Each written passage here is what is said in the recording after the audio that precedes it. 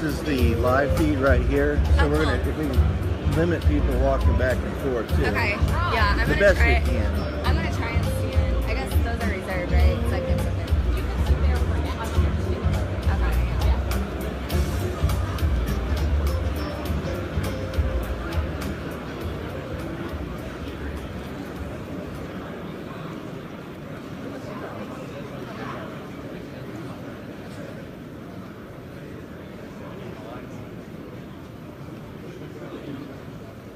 Please join me in welcoming RFA Chairman and Commonwealth Agri-Energy General Manager, Mick Henderson.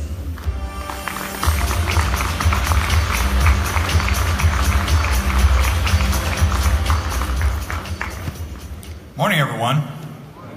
Teacher. The mic does work well. We're good. Welcome to beautiful San Diego. I was going to say it was warm and sunny, but Hopkinsville's warmer and sunnier today. Welcome to the 22nd Annual National Ethanol Conference. I want to thank everyone for taking the time out of your busy schedules and attending the NAC with me, the premier event of the ethanol industry. My name is Mick Henderson, and I serve as board chairman of Renewable Fuels Association, and I'm also the general manager of Commonwealth Agri-Energy, that plant in Hopkinsville. We proudly produce 35 million gallons a year, and as of December, with our efficient producer pathway designation, plan to expand. The 22nd year of the NEC, our industry looks quite a bit different than 1995.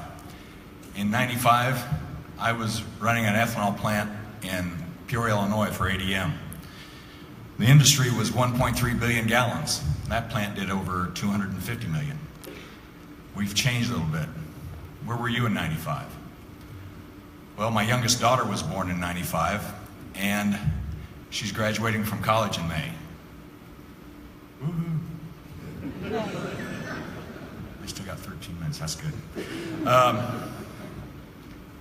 Compare that to last year, when our industry produced a record 15.25 billion gallons, including more than 1 billion gallons in exports to countries such as Canada, Brazil, China. This year, with the support of our new administration, we look forward to even greater growth in U.S. ethanol production and exports.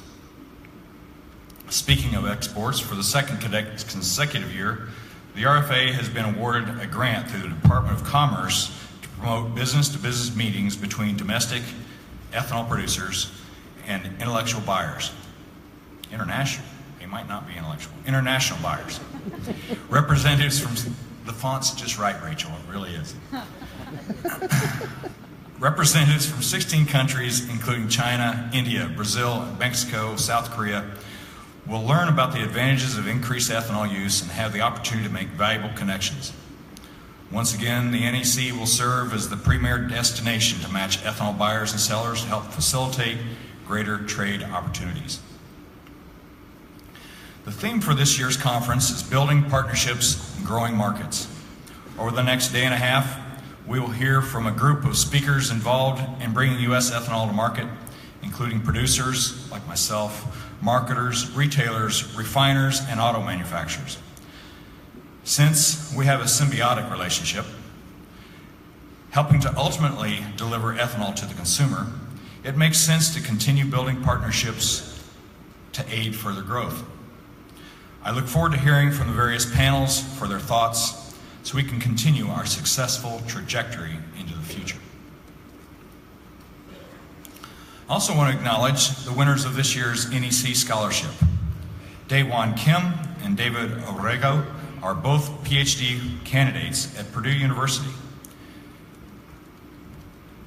Daewon and David, would you please stand up, come up here to the podium and be recognized. Daewon's PhD thesis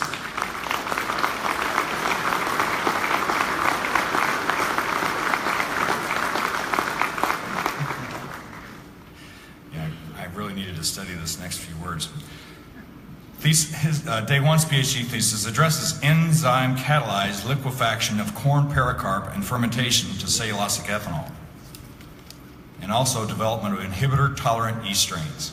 We really need to talk later. Okay. David's work focuses on the design, optimization, and scale-up of bioprocessors, and with a focus on biochemical catalysts and bioreactor design. And we do too. Okay, you got it? All right. Before you talk to anybody else. Congratulations to both Day One and David, and welcome. I hope you'll find the NEC a very interesting and fruitful experience. Again, congratulations to you both. You gotta have a picture.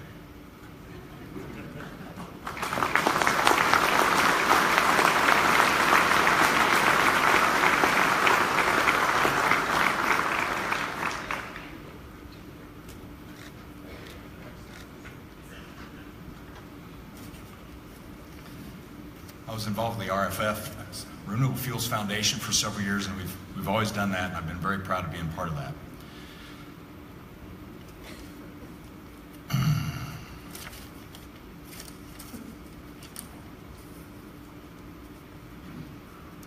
I'd like to take a moment to thank the leadership and staff of the RFA. The RFA continues to lead the industry in technical expertise, market development, research, and safety training. No one does it any better. Its unique structure gives every producer member a vote, allowing every voice to be heard. I heard a lot of voices this last couple of weeks, and you know what I'm talking about.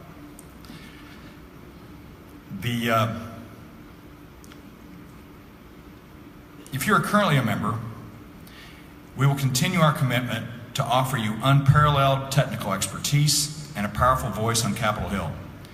If you are not currently a member, I would encourage you to talk to a board member like myself, RFA staff, for more information on how to get involved, because we do appreciate and require an involved membership. On behalf of everyone of the RFA, thank you and welcome. Okay, so as I mentioned, this year's conference theme is building partnerships and growing markets.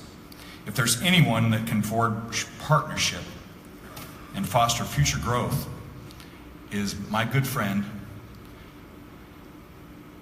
He's been one of the strongest leaders for nearly 30 years, and this 2016 named on the Hill's top lobbyists.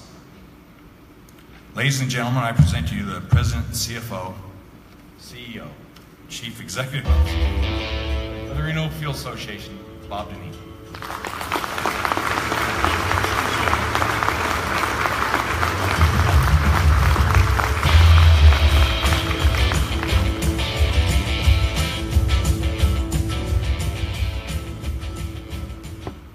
They still think I'm a singer in a rock and roll band. Good morning. Thank you for being here. I can tell you that, like almost every year, I have very little to do with this event except making sure that the sun shines. So I think so far I've done my job. I hope that you enjoy San Diego and this conference. Mick, thank you very much for your introductory comments. I've just mentioned that our two scholarship winners over here are both graduating later on this year, and of course are looking for their next step in life. And so make sure that Mick isn't the one that hires them. All right. When Bill Belichick was asked about the Patriots' recent Super Bowl win, he growled, "As great as today feels, we're 5 weeks behind the other teams in preparing for the 2017 season." Are you kidding me? His team had just won its 5th Super Bowl in the most improbable fashion. He had just become the winningest coach in Super Bowl history with a win for the ages, coming from 25 points behind in the third quarter. And he's already thinking about next season and the work ahead, whether you like him or not. And okay, I do. That's what separates him from the rest. That's what makes him a champion. The RFA and the U.S. ethanol industry share Belichick's singular focus and dedication to the mission. You never bask in past success. You don't pause to celebrate legislative or commercial victories. You're always moving forward, planning for future growth, looking for new technologies and building new markets, protecting profitability for sure, but always with an eye toward what your success means for consumers, for energy security, for the environment, and for rural economic stability. You're not competing for a trophy. You're working to enhance national and economic security for the country. That's what makes you unique. That's what separates you from the rest. And in my mind, that's what makes each and every one of you a champion. 2016 may not have been the Super Bowl year for the ethanol industry that 2014 was, but it was the fourth straight year of profitability after the 2012 drought. It was a record year for production, a record year for net exports, a record year for domestic demand, and a record year for E15 sales and infrastructure build-out. In short, it was a pretty darn good year. In response to surprisingly strong gasoline demand and increased exports, 200 ethanol plants across 28 states produced a record 15.3 billion gallons of clean-burning, high-octane ethanol. The production of 15.3 billion gallons of ethanol supported 74,420 direct jobs and 264,756 indirect and induced jobs across the country. With $25 billion spent on raw materials, other inputs, goods, and services, the ethanol industry added $42 billion in gross domestic product, $23 billion in household income, and $9 billion in tax revenue. The industry also produced a record 47 million short tons of animal feed like DDGs, and together with 3.2 billion pounds of corn distillers oil, our industry's co-products had an aggregate market value of $7.2 billion. Finally, with octane and protein demand growing across the globe, we exported more than 1 billion gallons of ethanol and 11.5 million metric tons of DDGs. Exports alone supported 14,940 direct, indirect, and induced jobs, added $3 billion to GDP, reduced the U.S. trade deficit by more than $4 billion. All of this adds up to another solid performance for the U.S. ethanol industry. One report placed average net profit for a typical 100 million gallon dry mill at $13 million in 2016. And pre-tax profits across the entire industry of $1.9 billion. According to this study, average returns for the industry from 2007 through 2016 have averaged 9.8% with a standard deviation, a measure of risk, of 14.5%. That compares to an average return for the stock market over this period, as measured by the S&P 500, of 8.3% with a standard deviation of 19.7. Thus, I can say again, with great confidence and respect for what you have been able to accomplish, that the state of the U.S. ethanol industry is strong, poised for continued growth, steeled for the challenges we know will persist, but resolute in our commitment to consumers seeking relief and choice at the pump, farmers in need of value-added markets for their commodities, and Americans all across the country concerned about the air we breathe and the national security threat posed by our stubborn dependence on imported energy. Still, there is a sense of unease spreading across rural America. Net farm income fell to a 7-year low in 2016, and the aggregate value of crops hit its lowest point since 2010. Record corn crops in 3 of the past 4 years have pushed stocks to 2.4 billion bushels, a 30-year high. And even with a 7% increase in demand, average corn prices are expected to hit a 10-year low in this marketing year. USDA recently projected that net farm income will drop to just $62 billion in 2017, roughly half the $123 billion farmers earned in 2013. It's probably no consolation to the farmers in the audience, but things could be worse. Indeed, they have been worse.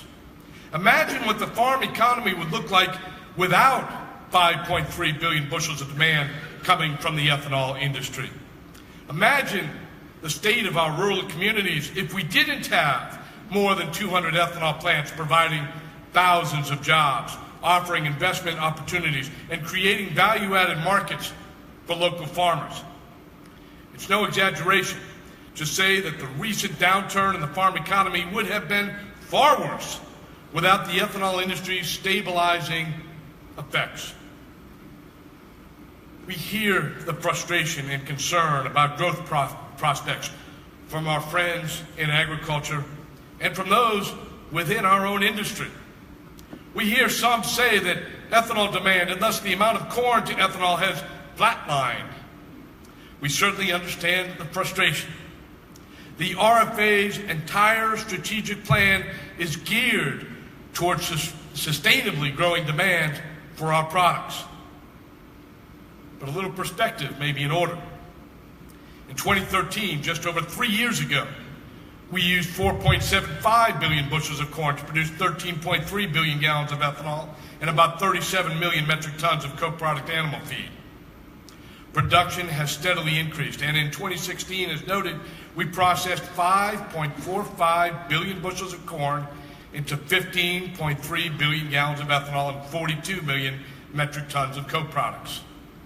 In other words, ethanol production grew by 2 billion gallons in 3 years' time, meaning corn demand for ethanol increased some 700 million bushels, or 15%. Clearly, this isn't the kind of growth we saw during the boom years, but there are many industries that would be quite pleased with that kind of steady growth. So far this year, we are producing at an annualized rate of 16.1 billion gallons, meaning a 5th straight year of growth is in the offing. I highlight these statistics not to minimize the demand challenges currently facing our industries, but rather to point out that we are indeed continuing to grow and to mature, and that we remain fixated on growing demand. But we have much work to do. We must expand existing markets and open new markets for ethanol here and abroad. We must continue adding value to our plants and pursuing technologies that will make us more efficient and profitable. We've seen how ethanol can lift the ag economy out of the doldrums of massive surpluses, acute supply-demand imbalances, and market prices below the cost of production. We've seen how ethanol can transform local markets and invigorate rural economies. It's no coincidence that the most profitable 10-year run in the history of U.S. agriculture began the same year the RFS was adopted. We've seen ethanol revitalize agriculture. We know it works, and we will work together to ensure ethanol continues to serve the critical role of stabilizing and strengthening the farm economy. Of course, we'll be doing this with a new president, new leadership throughout the government, and a political climate less than welcoming to expanded corn ethanol. Success will depend on our ability to build partnerships with new allies and a coalition reflecting today's political reality. Thankfully, we begin from a position of strength. Not only do we have a base of support throughout the Congress, but we have a resident at 1600 Pennsylvania Avenue who understands the value of ethanol and who is committed to an America First energy policy. President Trump spoke favorably about ethanol generally and the RFS specifically throughout the campaign. It's no coincidence then that rural America voted overwhelmingly for Donald Trump on November 8th. It is the reason he won the election. Perhaps not surprisingly, the same political pundits who so badly predicted the election results have also badly assessed the post-election analysis. Their conventional wisdom suggests it was disaffected voters in the Rust Belt hurt by trade pacts that swung the election to Trump. Wrong. Of the 218 counties switching from blue to red in November, 133, or more than 60%, were counties where more than 1 million bushels of corn is grown. The counties switching in Pennsylvania, Ohio, Michigan, and Wisconsin were not the industrial base, but farm country. Indeed, 93% of the ethanol produced last year was produced in a county voting for Trump. And 91% of the corn grown last year was grown in Trump country. Consequently, President Trump's support for ethanol and the RFS is unwavering. When some question whether his appointment of Scott Pruitt to be EPA Administrator or Rick Perry to be DOE Secretary signaled a weakness in his resolve on the RFS, their anxiety was relieved throughout the confirmation process when Mr. Pruitt repeatedly affirmed his commitment to uphold the law as Congress had written it. Both Pruitt and Perry understands that their perspective has changed, that they will now represent the nation, not the parochial interests of their home states, and each is acutely aware that the boss is solidly in support of American energy, including homegrown, renewable ethanol. Now, there is understandable angst around the president's disdain for multilateral trade pacts. Trade is critically important to agriculture and to ethanol. But Trump, the businessman, most certainly appreciates the importance of trade. His antipathy is toward trade deals he believes have put U.S. companies at a disadvantage, not toward trade itself. Frankly, it's going to be refreshing to have a leader willing to stand up for America in trade disputes.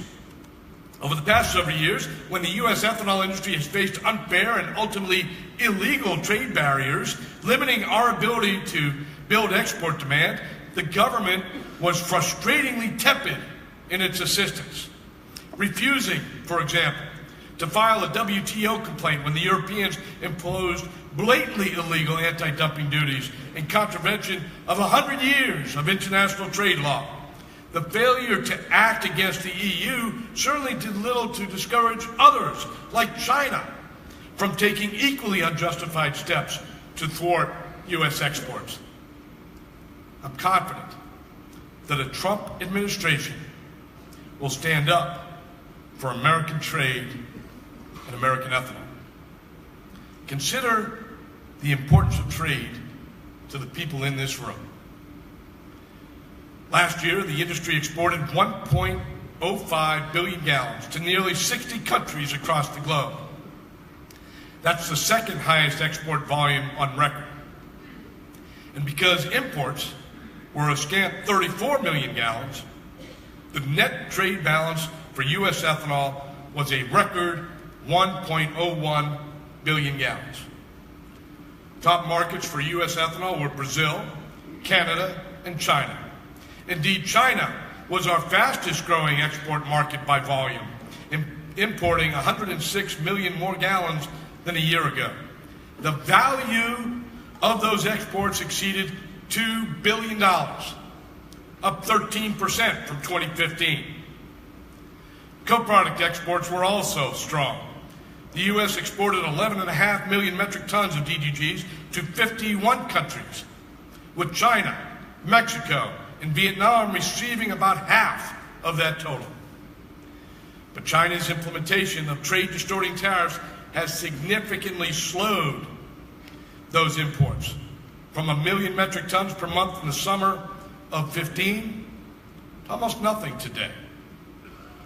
China's recent actions have been a major factor driving ethanol and DDG prices lower in recent months.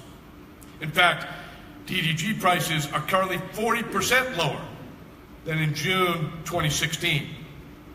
The industry's growing concern over China's anti-U.S. and anti-consumer trade barriers led the RFA, Growth Energy, and the U.S. Grains Council to write President Trump a few weeks ago, imploring the new administration to put China's recent actions near the top of the administration's China trade agenda. With our friend Governor Terry Branstad from Iowa soon to become the U.S. ambassador to China, I am confident it will be. So how do we build demand? That is the central question facing the U.S. ethanol industry today, and the challenge the RFA Board of Directors has wrestled with over the past several strategic planning discussions. Clearly, there are near-term opportunities focused on growing the marketplace for E15. Progress is being made. USDA's Biofuels Infrastructure Partnership and the industry-funded Prime the Pump program have been highly successful in encouraging marketers to offer E15 to consumers. Major marketers like Thornton's, Come and Go, Sheetz, and Racetrack have provided tremendous leadership by offering higher octane, lower priced E15 to those consumers who can use it. And more vehicles on the road today can indeed utilize E15, knowing that the fuel is fully covered by their vehicle's warranty. Indeed, an RFA report recently released showed that more than 80% of model year 2017 vehicles provide full warranty coverage for E15, including Hyundai and Kia for the first time. Moreover, 90% of the vehicles on the road today have been legally approved for E15 by EPA. The market is there, but there are still only about 500 or 600 stations offering E15 today. A big reason, of course, is related to EPA's nonsensical, disparate treatment of E10 and E15 with regard to volatility regulations. In fact, until EPA provides volatility parity for E10 and higher ethanol blends, growth in these fuel options will continue to be incremental. That's why the top priority of the RFA is to secure RVP parity for all ethanol blends, period. While RVP parity could be assured through legislation, regulatory options also exist and would be more likely secured. One of President Trump's priorities is an overhaul of the regulatory code that has needlessly burdened American businesses, stymied growth, and increased cost with little or no environmental or consumer benefit. EPA's treatment of volatility for ethanol blended gasoline is a perfect example. The RFA has provided the agency with reams of data from DOE and other independent labs demonstrating that there are no detrimental impacts on ozone or other air quality standards from providing the volatility waiver to higher blends. In fact, because of the increased oxygen content of higher ethanol blends, there'd be air quality improvement. The volatility regulations from EPA are a relic of a bygone era when E10 was the only ethanol blend in the market and little was known about the air quality impacts of higher blends. It needs to be revised, and the RFA will not rest until it is. The President's commitment to regulatory reform provides a perfect opportunity to finally bring fuel regulations into the 21st century, assuring they reflect the fuels being sold today. The President issued an executive order requiring that for every new regulation, 2 must be eliminated. So while RVP parity is our top regulatory priority, we have a list of others that will also help to expand the marketplace for ethanol without sacrificing any air, safety, or health standard. Let's simplify the petition process for new certification fuels and eliminate unreasonable criteria for approval. In its Tier 3 regulation, EPA took our advice and included provisions allowing automakers to petition the agency to use alternative certification fuels, such as high-octane, low-carbon blends like E25 or E30. But then the agency put incredibly rigid and unrealistic requirements around the petition process, ultimately discouraging any automakers from submitting a new certification petition. Then there's the absolutely absurd fuel registration process. Tens of millions of dollars were spent to test and register E15. There were emissions tests, subjective drivability tests, materials compatibility tests, soil contamination tests, and of course health effects tests. Is all that really necessary? We've been using ethanol for decades in this country, and there is tons of research and data available about its impact on emissions, vehicle performance, and human health. As the nation's transportation fuel system gravitates towards higher octane fuel, let's not waste time and money proving things we already know. The regulation process today is costly, cumbersome, time-consuming, and redundant.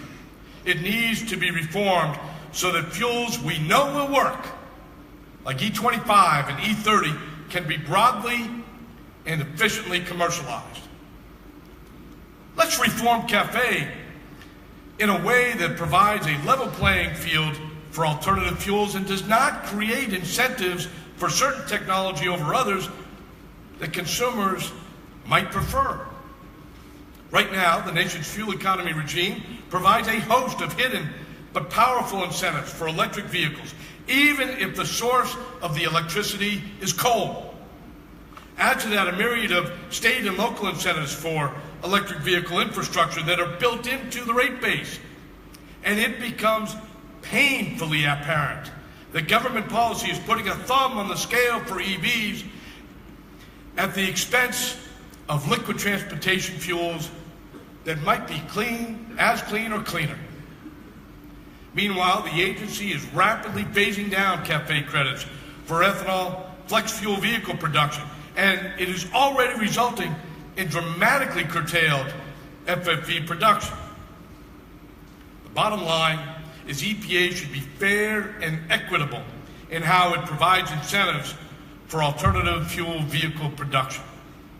Yes, all of these regulatory barriers are in the weeds, but they can be eliminated through rational regulatory reform efforts, and each will have an immediate impact in stimulating additional ethanol demand. But there's more. Let's revise the modeling used by the states to demonstrate attainment of federal air quality standards such that they fully recognize the benefits of ethanol. The current MOVES 2014 model simply cannot be used to generate reasonable emissions estimates for ethanol blends higher than E10. The agency has to start over, and this time prevent manipulation in the emissions testing program to distort ethanol's environmental benefits. And while I'm talking about EPA's modeling, let's finally update the agency's life cycle greenhouse gas emissions analysis for corn ethanol. When it promulgated the RFS2 final rule in 2010, EPA committed to review and update its carbon analysis as new data and better science became available. 7 years later, nothing. In the meanwhile, study after study has concluded EPA's carbon analysis for ethanol was poisoned by false assumptions about indirect land use change and out-of-date information regarding energy inputs at both the plant and on the farm. A comprehensive study just completed by USDA concludes that ethanol produced from corn using average practices today is 43% better than 2005 era gasoline and will be about 50% better than gasoline by 2022. EPA's failure to update its modeling has been more than a public relations hassle. It has impugned corn ethanol standing as a weapon against climate change around the globe and undermined international trade opportunities. Let's eliminate burdensome fuel survey requirements. EPA has instituted an RFG survey, an E15 survey, a ULSD survey, and now it intends to implement a new flex fuel survey. Enough! EPA should do its own enforcement, or at least streamline and combine these efforts with the participation of all stakeholders at a reduced cost for everyone. Now, looking toward the future, EPA should revise existing fuel regulations that are focused exclusively on criteria pollutants and establish a national minimum octane rating for regular grade gasoline. Sub-octane gasoline is currently being sold in many parts of the country, despite the fact vehicles are not designed or warrantied for lower octane fuels, and it affects both emissions and performance. More importantly, the agency needs to lead and provide the regulatory framework to accommodate higher octane fuels. As automakers move toward higher compression ratio engines to meet tighter fuel economy standards, the agency should be paving the way to assure the right fuels are in place to enable those technologies. In its recent midterm review of the more stringent 2022 to 2025 CAFE requirements, the agency talked a lot about emerging engine technology like higher compression ratio, downsizing, and turbocharging, but they steadfastly avoided any discussion about fuels. Why?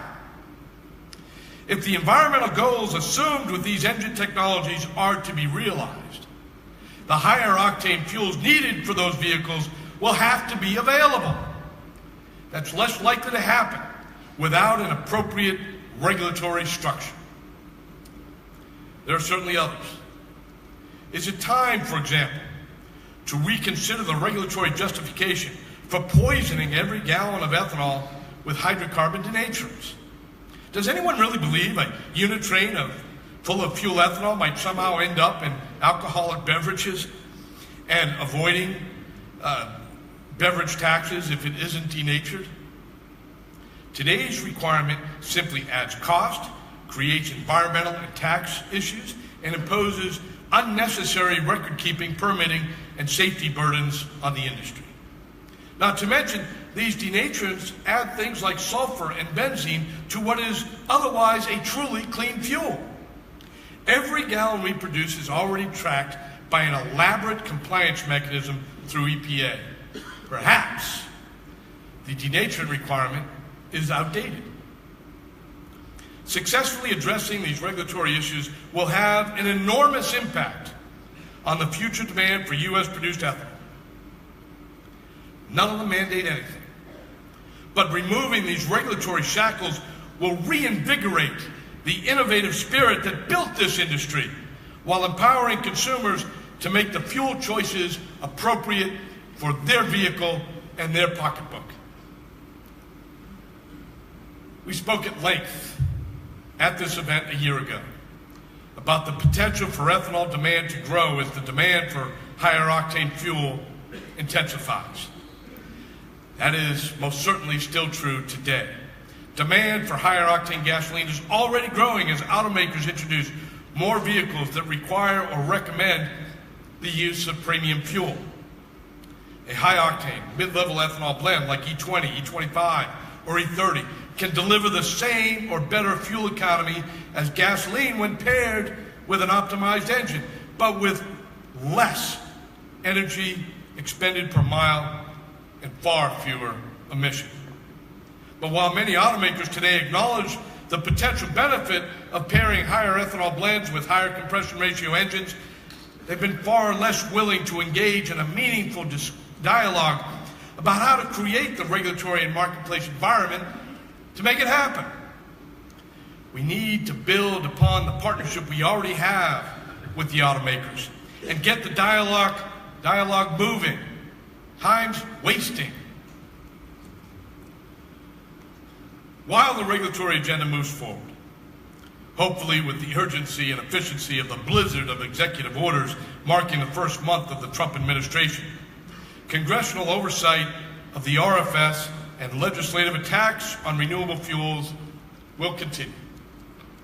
Our friends in the oil industry continue to target the RFS with ads designed to vilify ethanol, even as many oil companies today produce ethanol themselves, and all of them have recognized ethanol has benefits and is here to stay.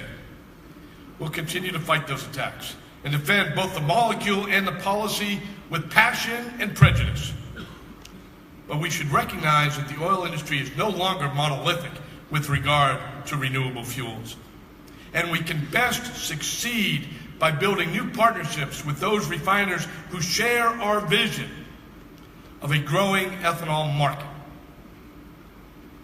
The debate on Capitol Hill is shifting away from repealing the RFS to reforming it after 2022, when the congressionally mandated volumes prescribed in the law are removed and replaced with largely unfettered discretion by EPA to set future standards for all renewable fuels.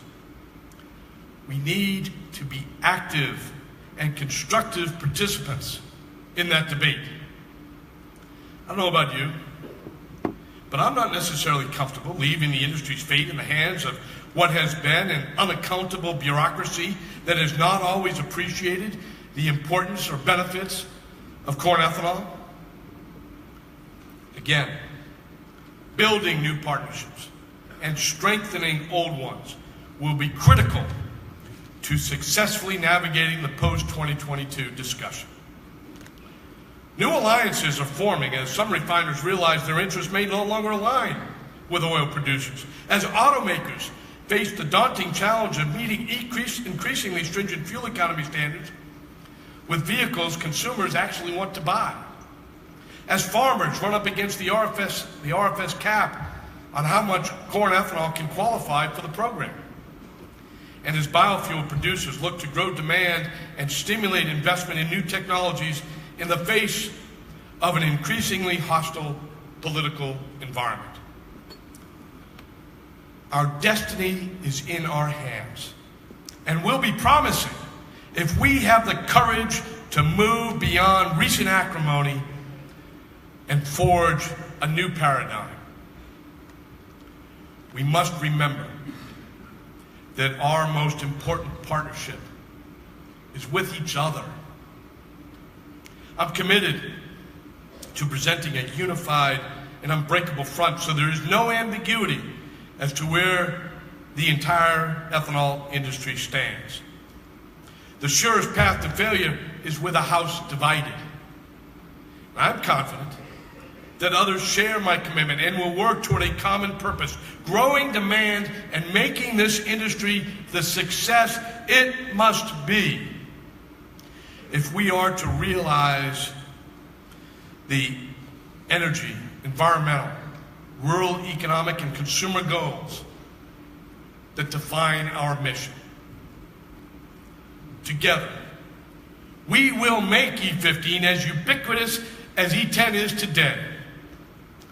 Together, we will make higher octane fuels a necessity for the clean vehicles of the future. Together, we will create new demand in all corners of the globe, meeting the octane and carbon reduction needs of the world. Together, we will create a market environment that will drive investments in new technologies so that cellulose and advanced biofuels realize their potential. And together, we will march on, building partnerships and growing markets and securing a more sustainable future for our children. Thank you for everything you do to make America safer, cleaner, and economically strong. Thank you for allowing me to be a part of this journey. I remain enthusiastic about this industry's future. And I can't wait for next season. Let's get to work.